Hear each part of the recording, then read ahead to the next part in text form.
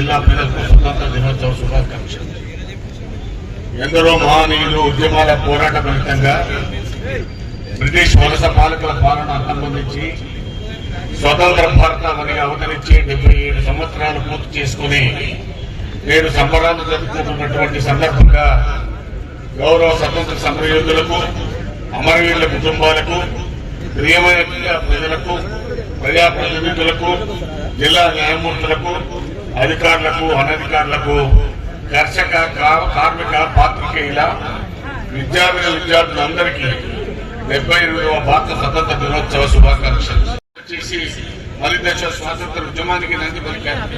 గాంధీజీ నేతృత్వంలోని జరిగిన ఖిలాఫత్ ఉద్యమం, 2వ రౌండ్ టేబుల్ సమావేశాలు, ఉప్పు సత్యాగ్రహం, సహాయ నిరాకరణ, స్వదేశీ ఉద్యమం, క్విట్ ఇండియా ఉద్యమం వంటి కీలకమైన ఘట్టాలు భారత స్వతంత్రానికి బాటలు వేశాయి.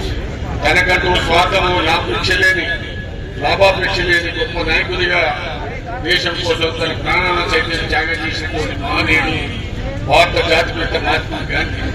అహింస సత్యాగ్రహం మార్గాల ద్వారా మహాత్మా గాంధీ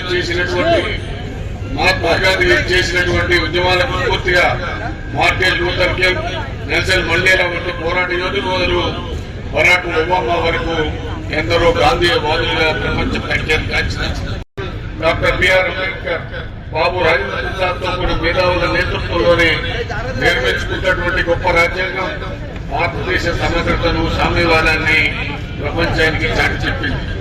స్వేచ్ఛ, సమానత్వమే ధ్యేయంగా విధించబడినటువంటి రాజ్యాంగం ఈ దేశ పౌరులకు ఎన్నో హక్కులు కల్పించింది. నిరక్షరాస్యత, పేదరికం నుండి సంపూర్ణ అక్షరాస్యత వైపు అడుగులు వేస్తూ నేడు ప్రపంచంలోనే అత్యధికంగా విద్యావంతులైన యువత కలిగినటువంటి దేశంగా ఆవిర్భవించింది. అన్ని రంగాల్లో మన మేధో సంపత్తిని యావత్ ప్రపంచానికి అందించే స్థాయికి చేరింది. మన దేశం విషయం నిజంగా మన గర్వకారణం.